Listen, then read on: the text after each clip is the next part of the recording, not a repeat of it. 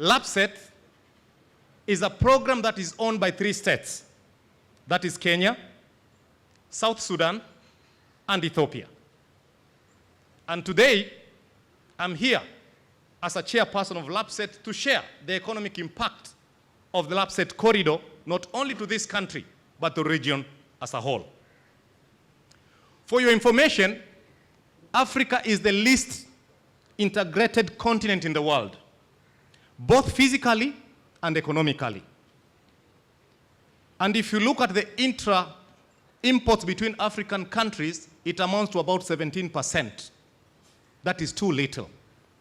And when you look at the population of the entire continent, maybe we are bigger than India, if I'm not wrong.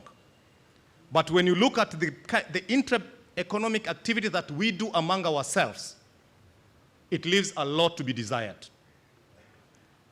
So LAPSSET, it is one of the beacons of hope and economic transformation in this region.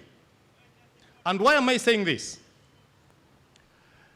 LAPSSET was adopted as one of the 10th components in Africa Union under what we call Presidential Infrastructure Championship Initiative. At the African Union level, when a project of this magnitude, of this monumental impact, it is adopted, then it means the impact, the economic impact is massive and serious. And when an activity like this is adopted as a PICI, a head of state is appointed to champion that activity. And in this case, we are very lucky our own president was appointed to be the champion of the PICI, and that is LAPSSET. As we speak today,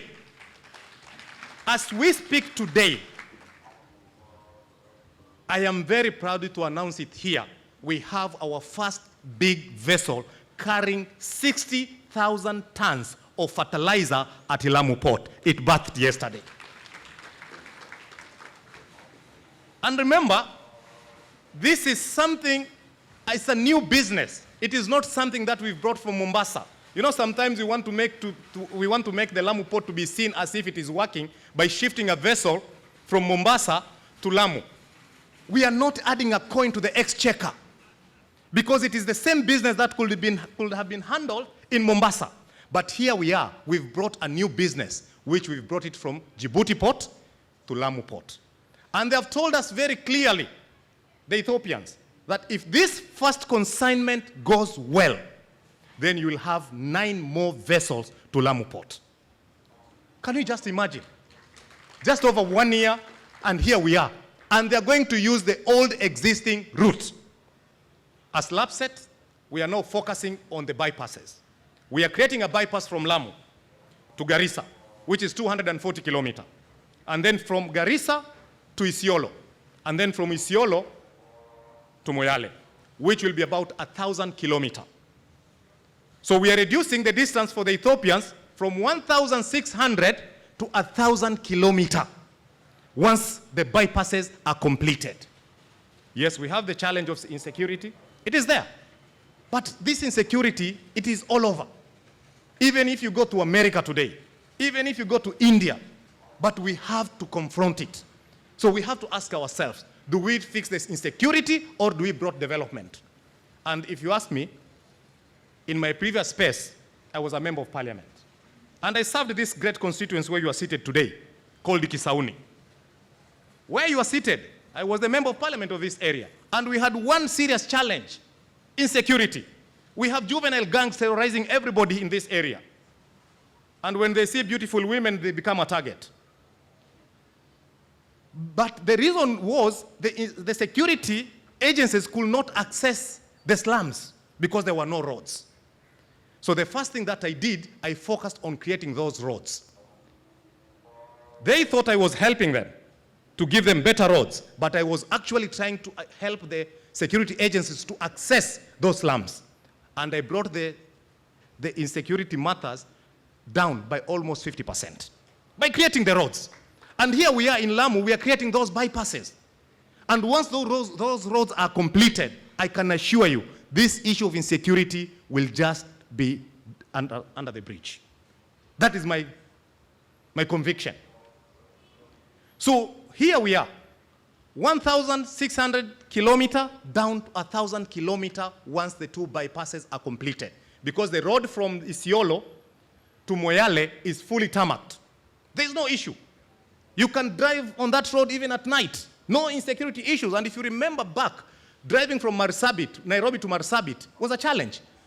I remember we were not even allowed to travel at night because there were no roads. But today you can drive from Nairobi to Moyale in 4.5 hours, and you are there. So that is where we are as LAPSSET. And you guys are the economists. I think you conceptualize what that ship, one vessel of 60,000 tons can do, then you know what I'm talking about. And this is some extra money, extra dollars to the exchequer.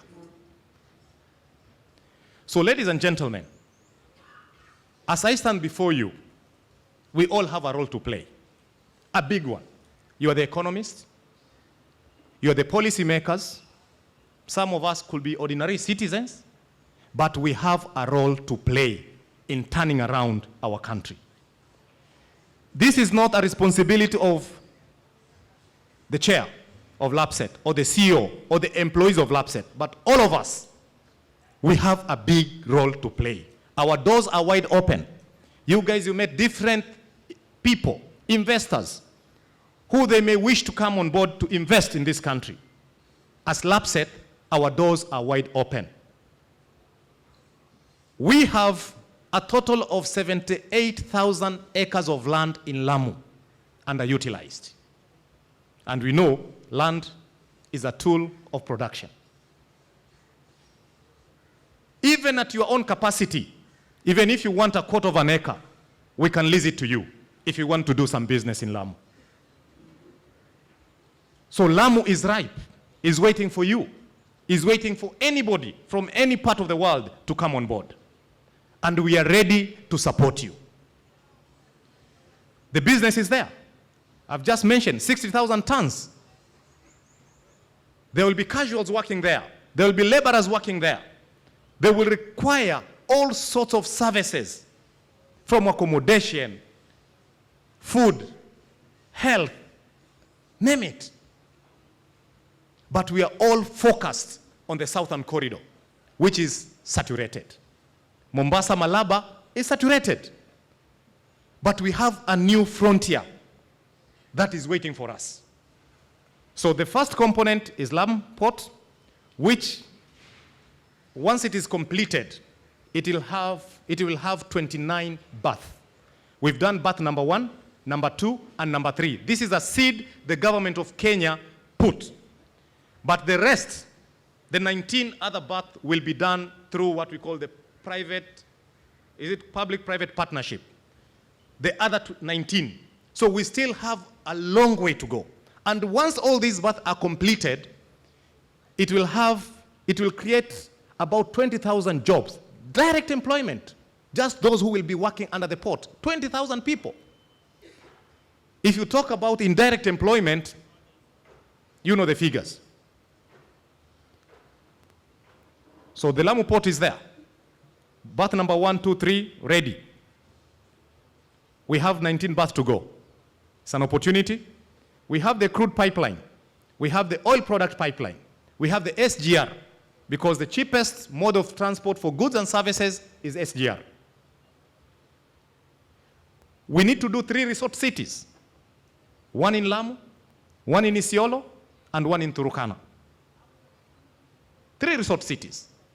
We need to do 3 international airports. 1 in Lamu, 1 in Isiolo, and 1 in Turkana. We have fiber optic coming on board. We have the Grand Fall coming on board. And finally, we have the special economic zones.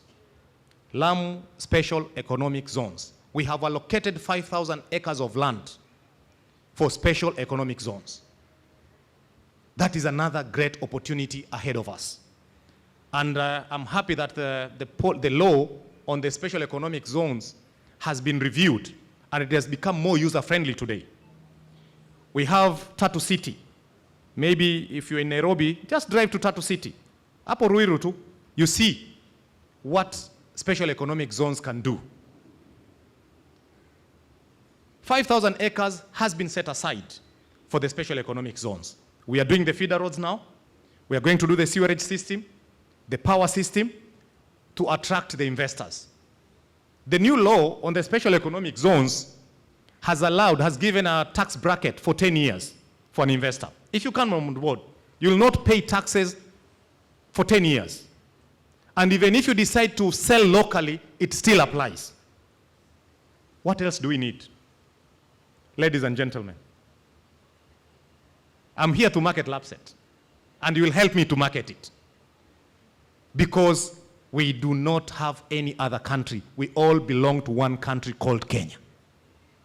And each one of us has a duty and a role to play.